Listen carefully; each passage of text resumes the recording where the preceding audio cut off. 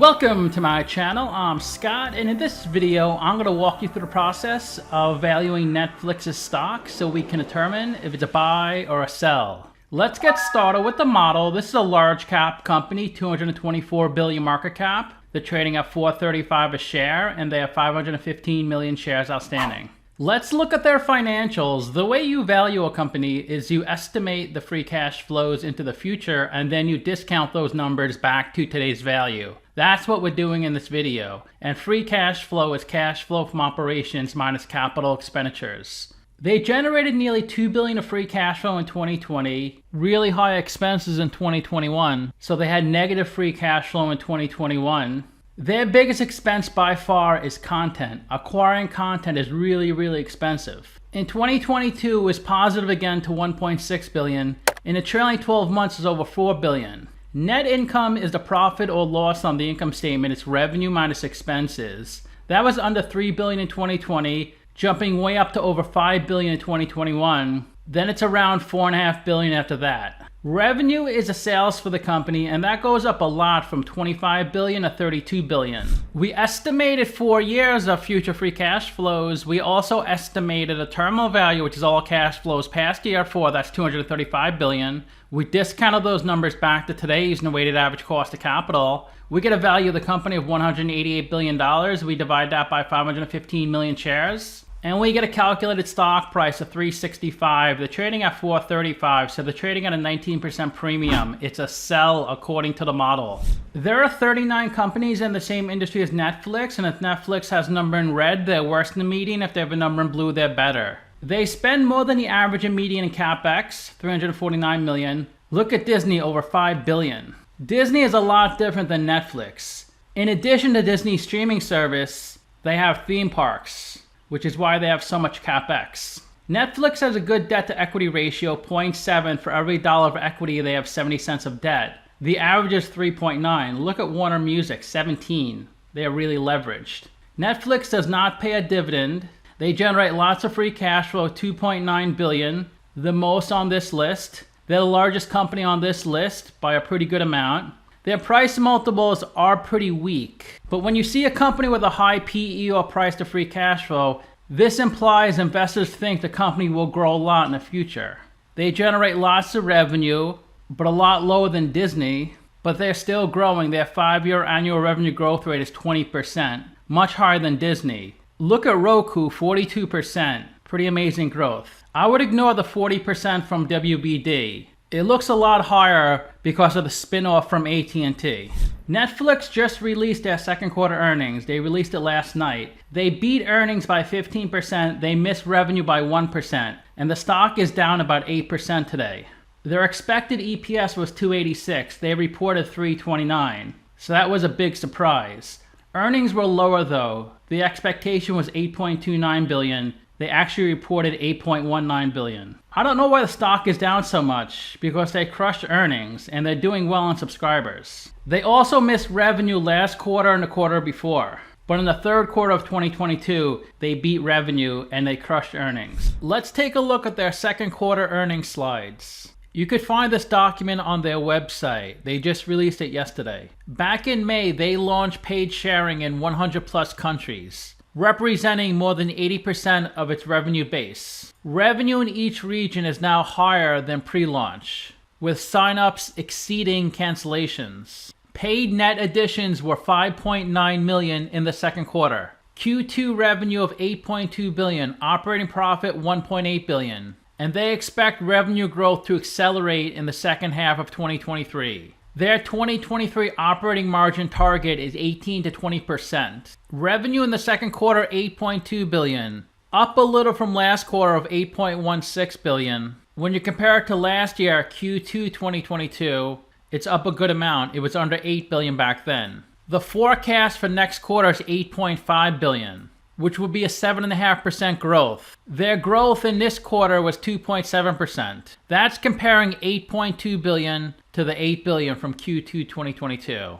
Their highest operating income ever, $1.8 billion. The target is $1.9 billion. Their highest net income ever, $1.5 billion. EPS of $3.29. Next quarter target, $1.6 billion. EPS $3.52. Their paid memberships are higher than ever, 238.4 million. That's up 8% from last year. They added 5.9 million people. Last year, they had a decrease of 1 million. So it's just crazy that the stock declined so much today. I think the stock was driven up so much the past few months, it was going to decline no matter what happened. Operating cash flow, 1.4 billion. Last quarter, it was 2.2 billion. Free cash flow of 1.3 billion. They have 451.6 million shares outstanding. That is up from last year, but down from last quarter. Q2 results, revenue grew 3% year over year. Revenue growth was driven by a 6% increase in average paid membership, while average revenue per member declined 3%. The ARM decline was driven by a combination of limited price increases over the last 12 months, timing of paid net additions, and a higher mix of membership growth from lower ARM countries. Paid net additions of 5.9 million. This is the stat people should be focusing on, net additions, because that's recurring revenue. Their most popular TV show is Squid Game Season 1, 265 million viewers. That was great, Squid Games. Wednesday was good. Not as good as Squid Games, but it was good. 252 million views. Stranger Things, I didn't see, 141 million. Monster was great, 116 million views. I didn't see Bridgerton, 113 million. I didn't see the next 5, Queen's Gambit, Money Heist, Lupin, Money Heist, and The Night Agent. Their most popular film with 231 million views is Red Notice. Then Don't Look Up, The Atom Project, Bird Box, Gray Man. Surprisingly, I didn't see any of these. Leave a comment if you saw any of them. If they were good, let me know and maybe I'll watch one. They're trying to improve their monetization by cracking down on paid sharing and also increasing advertising revenue. The cancellations from their crackdown of paid sharing was low, but they are in the early stages of that process. We are seeing healthy conversion of households into full paying Netflix memberships, as well as the uptake of our extra member feature. Beginning today, they're going to address all account sharing in every country. I think there's about 20% of the countries they still need to work on. Indonesia, Croatia, Kenya, and India. YouTube is number 1 in streaming, 8.8% of the market. Netflix number 2 at 8.2%. Then Hulu, 3.5%. Amazon Prime, Disney's at 2%. Skinamax, 1.4%. Roku's down here at 1%. And all other streaming services, because there are many streaming services, that accounts for 5.1%. There's probably over 100 streaming services. Streaming is 38% of screen time, 31% cable, 21% live TV broadcast, and 11% other. Here's a regional breakdown. US, Canada, Australia. Revenue of 3.6 billion. That is down a little from last quarter, but it is up year over year. Paid memberships are higher than ever, 75.6 million. They had net additions of 1.2 million. Average revenue per member is 16. That is down a little bit from last quarter. EMEA, Europe, Middle East, and Africa, 2.6 billion. That's its highest ever. 80 million paid members, 2.4 million net additions. Average revenue per membership, 1087. They had the highest revenue ever in Latin America, 1.1 billion. 42 million paid memberships. They added 1.2 million. Average revenue per membership is 858, a little lower than last quarter. Asia Pacific revenue 919 million, lower than last quarter. 40.6 million of paid members, an increase of 1 million. Average revenue per membership is 766. It was a lot higher last year, 883. Their 2020 revenue is 25 billion, 2021 30 billion, 2022 32 billion. For the first half of 2023, it's 16 billion. So they're on pace to have their highest revenue ever. Operating expenses 12.8 billion, operating profit 3.5 billion. So their margins are close to 22%. That's the highest ever by far. So they're really profitable this year.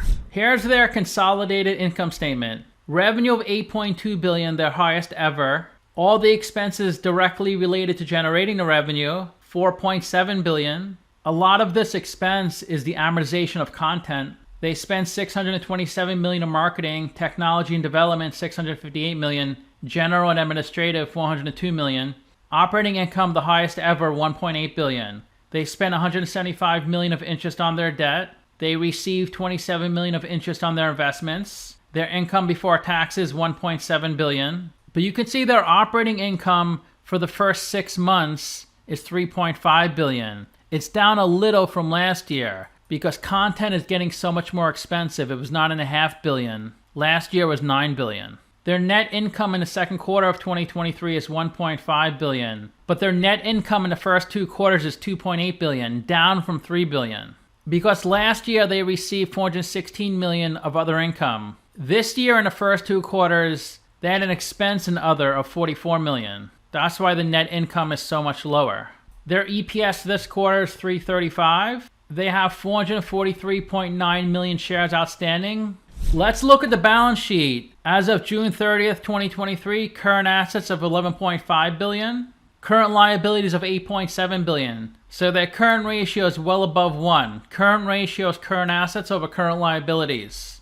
They have lots of cash, $7.7 billion. That's up a lot from 2022 of $5.1 billion. $900 million of short-term investments, and then other current assets of $2.9 billion. A majority of their assets are content, $32 billion. That content gets amortized. Property and equipment, $1.5 billion. Total assets, $50.8 billion, up a lot from $48.6 billion at the end of 2022. They owe $4.4 billion on current content liabilities. Accounts payable, $615 million. Accrued expenses, $1.9 billion. These are expenses the company has incurred but hasn't paid it yet. For example, bonuses for its executives. Deferred revenue, this is when they receive a prepayment for their membership, but they haven't booked the revenue onto their income statement. When the customer uses service, then they'll book the revenue. A bulk of their liabilities are long-term debt, $14.1 billion. So total debt, $28 billion, up a little from last year of $27.8 billion.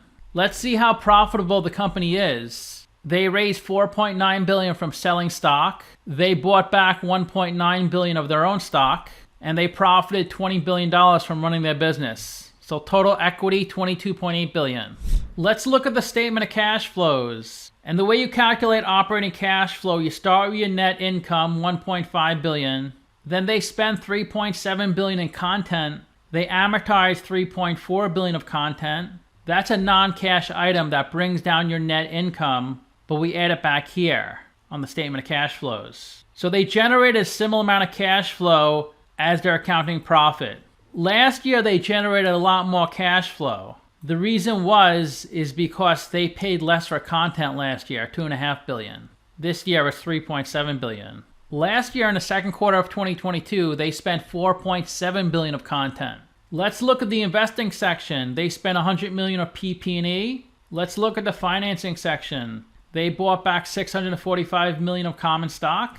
They've done 2 stock splits. The first in 2004, 2-for-1. The second in 2015, a 7-for-1. If you invested $10,000 into this company 10 years ago, you'd have $136,000 today. That's a 30% annual return, a 1,200% total return. But at one point, your $10,000 would have been $180,000. Let's look at the company on Simply Wall Street. The stock is up in the past week, 8%. In the past year, it's up 121%. Last trading price, $478, 212 billion market cap. They started trading in 2002, and with the stock splits, the original price was under $1. I remember in 2012 looking at the stock and I thought it was overvalued. It was 18 then. It got up to 680 at its peak. That was at the end of 2021. Then over the next few months, the stock went down about 70%. It fell below $200, but now it's coming back up. When the stock started coming down, I did pick it up at $388, which I thought was a good price. Then it came down even further. I didn't dollar cost average, but at least I'm finally up on my investment. Netflix provides entertainment services. It offers TV series, documentaries, feature films, and mobile games across genres and languages. The company provides members the ability to receive streaming content through a host of internet-connected devices, including TVs, digital video players, and mobile devices. They have 231 million paid members in 190 countries. They started in 1997 and headquartered in Los Gatos, California.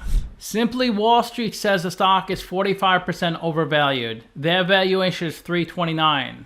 37 analysts priced this stock and the average price target is $427. They say it's 11% overvalued. Their trailing 12-month revenue in 2012 was $3.5 billion, and it kept growing every single year. It doubled to $7 billion in 2016. Then it kept growing more and more and more. Doubled again to $14 billion in 2018.